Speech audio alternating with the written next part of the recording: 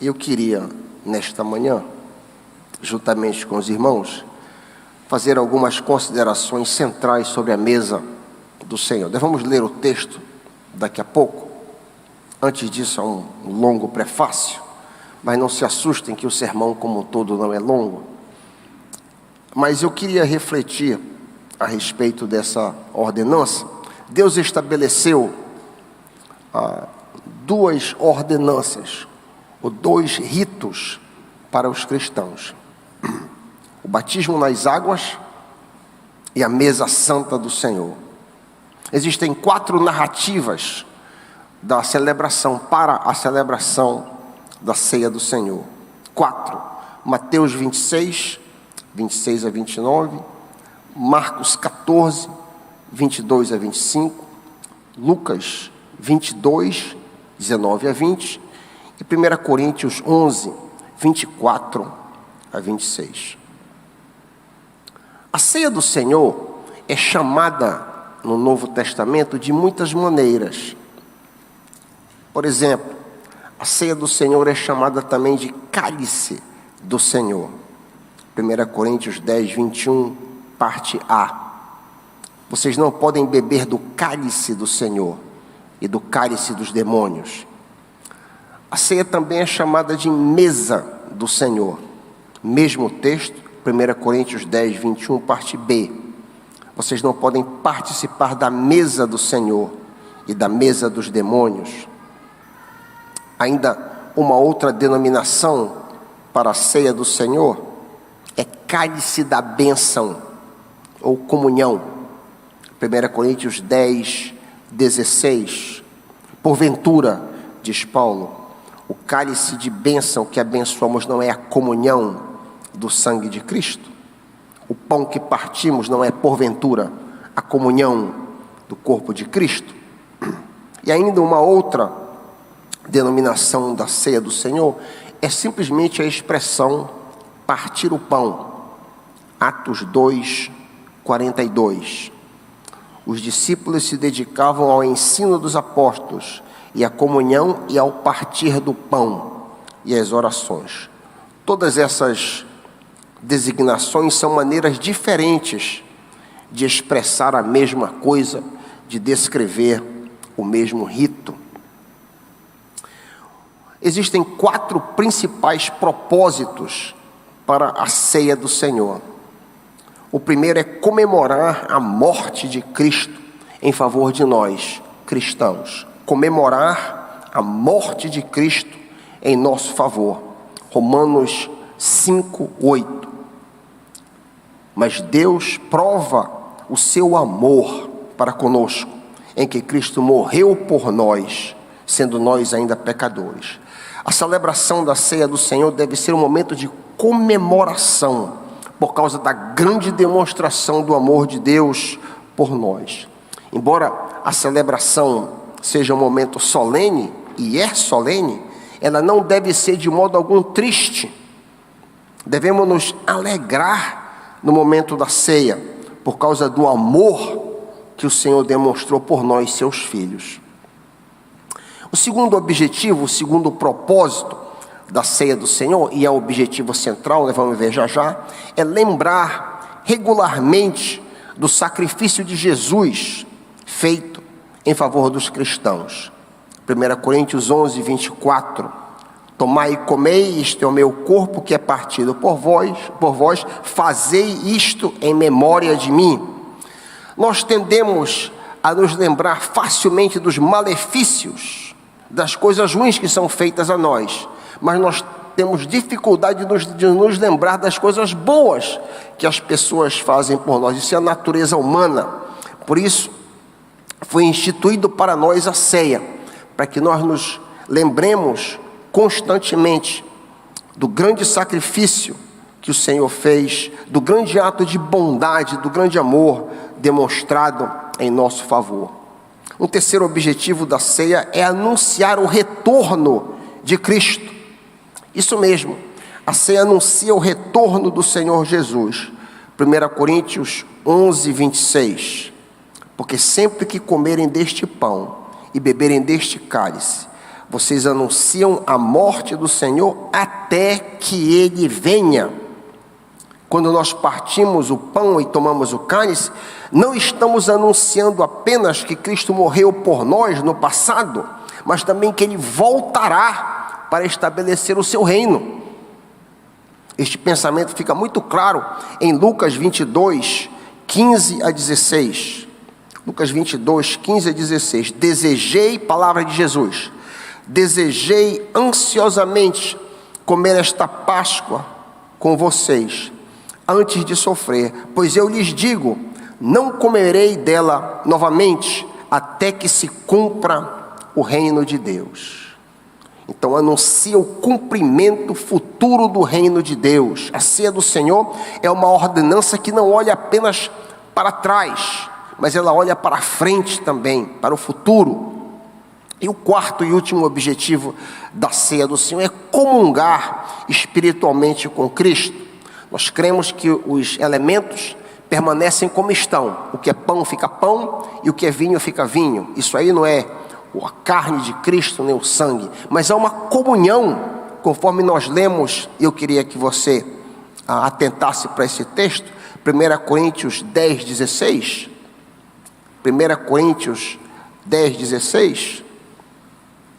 Porventura, diz Paulo, o cálice da bênção, a ceia, não é a comunhão do sangue de Cristo? O pão que partimos não é porventura a comunhão do corpo de Cristo?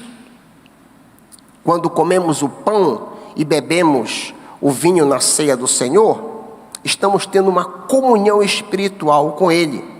Ou seja, a participação na ceia do Senhor, a participação no cálice, não é igual a tomar uma Coca-Cola, por exemplo, no bar da esquina.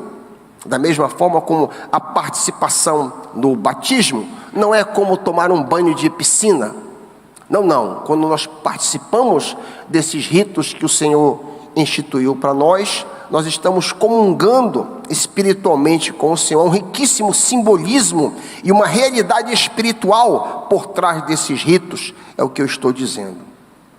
Há um riquíssimo simbolismo e uma realidade espiritual por trás desses ritos. Tanto é que Paulo diz, nesse mesmo contexto, 1 Coríntios 10, 16, que os irmãos que estão indo para templos pagãos, estão participando nos cultos pagãos, estão de alguma maneira comungando com os demônios. Da mesma maneira, ele contrasta isso. Quando a gente participa da ceia, nós estamos em comunhão com o Senhor. A narrativa mais completa da ceia está em 1 Coríntios 11, eu queria que você se voltasse rapidamente para esse texto. Esta é a narrativa mais longa e mais completa, registrada no texto sagrado. 1 Coríntios 11, 23 a 34. 1 Coríntios 11, 23 a 34. Eu leio da Nova Versão Transformadora. Por sinal, eu quero sugerir essa paráfrase muito interessante, a NVT, para você que ainda não conhece. Diz assim o apóstolo: pois eu lhes transmiti aquilo que recebi do Senhor. Na noite em que o Senhor Jesus foi traído, ele tomou o pão, agradeceu a Deus, partiu-o e disse: este é o meu corpo, que é entregue por vocês. Façam isto em memória de mim. Da mesma maneira, depois da ceia, tomou o cálice e disse: este cálice é a nova aliança confirmada com meu sangue. Façam isto em memória de mim, sempre que o beberem. Porque cada vez que vocês comem e bebem deste pão e cálice, anunciam a morte do Senhor até que Ele venha. Assim, quem come do pão ou bebe do cálice do Senhor indignamente é culpado de pecar contra o corpo e o sangue do Senhor. Consequentemente, examinem-se, pois, antes de comer do pão e beber do cálice. Pois se comem do pão ou bebem do cálice sem honrar o corpo de Cristo, comem e bebem castigo contra si mesmos. Por isso, muitos de vocês estão fracos e doentes, e alguns até adormeceram ou morreram. Se examinássemos a nós mesmos, não seríamos julgados desta maneira. Mas quando somos julgados pelo Senhor, estamos sendo disciplinados para que não sejamos condenados com o mundo. Portanto, meus irmãos, quando se reunirem para comer, esperem uns pelos outros. Se estiverem com fome, comam em casa, a fim de não trazer julgamento sobre si mesmos ao se reunirem. Eu lhes darei instruções a respeito de outros assuntos, depois que eu chegar aí. Eu gostaria de fazer 8 observações, 8 considerações sobre a mesa do Senhor. O propósito primário, nós acabamos de ler 4, mas o propósito primário, o objetivo da mesa do Senhor é nos fazer lembrar de sua pessoa e de sua obra em nosso favor. Durante a celebração da ceia, nós devemos trazer à memória o grande sacrifício que Cristo fez por nós, entregando sua própria vida para pagar o preço pelos nossos pecados. Você é livre da condenação porque Jesus pagou por você. Eu e você estamos, por direito, por lei, condenados à perdição eterna, à separação por causa dos nossos muitos pecados. Mas Jesus quitou, pagou para você ou por você, por isso você e eu estamos livres. A ceia aponta para este evento. 2. A celebração da ceia do Senhor não é opcional. A celebração da ceia do Senhor não é se eu quiser participar, se eu desejar, não é uma opção. Há aqui uma ordenança, há aqui um comando. Nós lemos o imperativo em 1 Coríntios 11, 24, fazei, está no imperativo, fazei isto. Todos os cristãos são convocados a participar desta ordenança tão regularmente quanto possível. Noutras palavras, se não houver empecilho de força maior, todos os crentes devem comungar na mesa do Senhor sempre que ela for oferecida. 3. A celebração da ceia do Senhor é um rito corporativo, coletivo, e não um rito individual. Me lembro que estava conversando com o irmão Lucival, trocando mensagem, um tempo atrás, sobre isso. A celebração da ceia do Senhor é um rito corporativo. Em Lucas 22, 17, lemos que Jesus diz: recebei e partir entre vós. A ceia deve ser celebrada somente quando a igreja estiver reunida, como lemos em 1 Coríntios 11, 33, quando vos reunirdes para comer. Corroborando com este coletivismo, lemos em 1 Coríntios 10, 17, as seguintes palavras: embora sejamos muitos, todos comemos do mesmo pão, mostrando que somos um só corpo. A ideia de celebração de forma individual vai na contramão da unidade que ela representa. Eu vou dizer isso de novo. A ideia de eu celebrar em casa, ou de eu celebrar de alguma maneira individualmente, vai na contramão do simbolismo que a ceia representa, vai na contramão da ideia de reunião, quando vos reunirdes para comer. A intenção da celebração da ceia do Senhor é refletir a unidade e igualdade na congregação em que se celebra a ceia. 4. A celebração da ceia do Senhor deve envolver somente discípulos de Jesus. Somente os discípulos do Senhor Jesus. Em todas as passagens em que este rito é descrito, os participantes são seguidores de Cristo. Em termos contemporâneos, somente membros de igreja podem participar da mesa do Senhor. No contexto de celebração, por sinal, Paulo faz uma distinção entre aqueles que estão participando e o mundo, entre os salvos e os não salvos, entre os genuinamente regenerados e os que não são regenerados. Quem não é regenerado e regular membro de uma igreja não deve participar da ceia do Senhor. 1 Coríntios 10, 31 e 32 diz: se nós nos examinássemos a nós mesmos, não receberíamos juízo. Quando, porém, somos julgados pelo Senhor, estamos sendo disciplinados para que não sejamos condenados com o mundo. Então, há uma distinção entre o participante, o celebrante, e o mundo. 5. A celebração da ceia do Senhor envolve elementos físicos, pão e vinho. O que significa essa fisicalidade? Não é satisfatório simplesmente nos lembrar da obra de Cristo em nosso favor.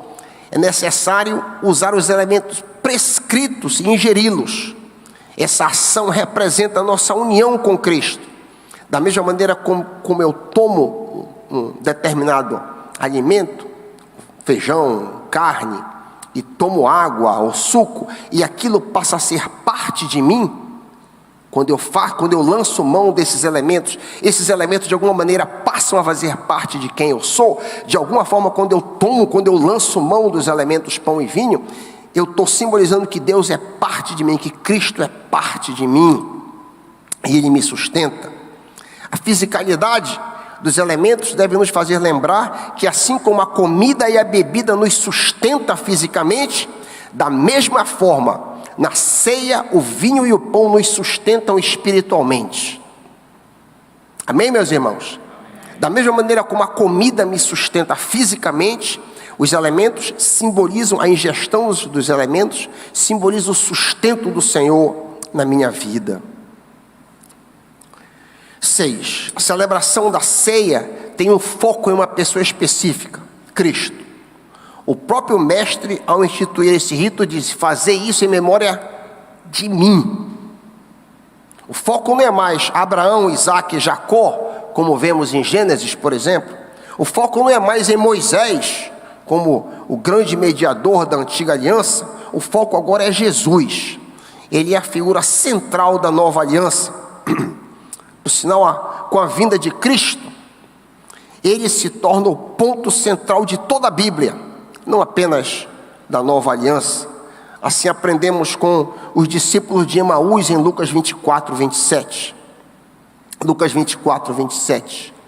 Começando por Moisés e todos os profetas, explicou-lhes Jesus o que constava a respeito dele, Jesus, em todas as Escrituras. 7. A celebração da ceia do Senhor envolve uma confissão pessoal da parte de cada crente.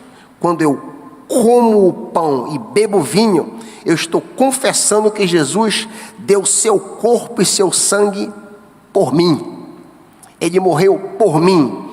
Paulo diz: ele me amou. Uma pessoalidade irredutível nisso aqui, é uma linda pessoalidade. Cristo não morreu apenas pela sua igreja coletivamente, como um todo. Ele morreu por ti. Ele morreu por ti. Ele morreu por você, pessoalmente. Deus morreu por cada salvo. 8 e último. A celebração da ceia do Senhor envolve grande seriedade. Sim, envolve grande seriedade. Deve ser alegre, mas é séria, é solene ao mesmo tempo. Olha o que diz Paulo em 1 Coríntios 11, 27 a 32. Aqueles que estão doentes e aqueles que até morreram por tomar parte na ceia indignamente. 1 Coríntios 11, 27 a 32. Assim, quem come do pão e bebe do cálice do Senhor indignamente é culpado de pecar contra o corpo e contra o sangue do Senhor. Portanto, examine-se antes de comer o pão e beber do cálice, pois se comem do pão ou bebem do cálice sem honrar o corpo de Cristo, comem e bebem julgamento sobre si mesmo. Por isso, muitos de vocês estão fracos e doentes, e alguns até adormeceram. Isso é uma metáfora para dizer alguns morreram. Se examinássemos a nós mesmos, não seríamos castigados desta maneira. Mas quando somos julgados pelo Senhor, estamos sendo disciplinados para que não sejamos condenados com o mundo. Comer indignamente, o que seria comer indignamente? O que seria participar da mesa do Senhor de forma indigna? Comer indignamente é comer de uma maneira ritualística, indolente, apática, sem se arrepender dos seus pecados. Comer indignamente é participar da ceia do Senhor com algo ainda a resolver, algo pendente na minha vida. Eu sei que tem algo pendente que eu preciso resolver. E ao invés de eu resolver, pedir perdão, eu tomo o cálice e como o pão. Isso é comer indignamente, é desrespeitar ao rito no qual você deveria pesar a sua vida antes de participá-lo. Quando existe algum pecado que não queremos abandonar, e mesmo assim participamos da mesa do Senhor, estamos desonrando o sacrifício que Jesus fez por nós. Quando nós nos examinamos a nós mesmos, nós devemos cuidar, pesar, pensar cuidadosamente sobre o nosso andar com Deus, sobre nossas atitudes e motivos, a fim de honrar ao Senhor neste momento solene. Se nós mesmos nos avaliarmos e nos julgarmos, então nós não seremos condenados com o mundo. Versículo 32. Vale repetir que certos membros da igreja de Corinto haviam ficado fracos e doentes, e alguns até adormeceram, versículo 30, por não terem honrado a mesa do Senhor. Fica o alerta para mim e para você. Tenhamos então cuidado, respeito e reverência quando participamos da mesa do Senhor. Eu preparei uma oração, aliás, eu traduzi aqui uma oração que eu achei linda, que seria muito propícia se nós fôssemos celebrar a ceia agora. Não tinha registrado essa mudança aqui que a gente fez. Eu até liguei para o Cláudio para ver a possibilidade da gente reverter. Mas como a gente tem entrega de dízimos e ofertas, então a gente mexe com dinheiro e tal, ficaria difícil a gente reverter para o praxe, para aquilo que a gente sempre faz, que é pregar e aí então participar da ceia. Mas eu queria compartilhar esta linda oração para o seu coração nesta manhã. Uma oração antes da mesa do Senhor é o título. Ouça. Senhor Jesus, eu humildemente peço que tu examines o meu coração agora mesmo. Me mostra qualquer coisa em minha vida que não te agrada. Revela qualquer arrogância ou orgulho secreto. Revela qualquer pecado não confessado. Revela qualquer tipo de rebelião. Revela qualquer ressentimento que haja em meu coração. Revela se eu não perdoei alguém e se eu guardo rancor contra alguma pessoa. Enfim, revela se há em mim qualquer coisa que está impedindo meu relacionamento contigo. Eu sei que sou teu filho, pois recebi a Cristo no meu coração e aceitei a morte de Jesus em meu favor para pagar os meus pecados. Eu sei que o preço que tu pagastes é eterno e agora nenhuma condenação há sobre mim. Por causa desta segurança, eu quero viver a vida para o louvor da tua glória. No momento em que eu mastigo o pão, eu tenho consciência que o teu corpo foi moído por mim. Jesus, meu Salvador, tu sofreste a angústia da separação do Pai por minha causa. No momento em que eu tomo o vinho, eu tenho consciência que teu sangue inocente foi derramado pelos meus pecados. Ah, que extravagante amor, que favor imerecido. Cada vez que eu participar da mesa da comunhão, eu quero comprometer a minha devoção e a minha vida para ti e para ti somente. Como resposta do teu amor, eu quero te amar mais e mais. Eu quero ser cada vez mais santo, mais parecido contigo. Me ajuda a cumprir esta oração, em nome de Jesus. Amém. Uma oração belíssima para a gente então participar da mesa, né, meus irmãos? Seria bem apropriado. Quem sabe eu não repito a mesma numa próxima celebração. Em nome de Jesus. Amém.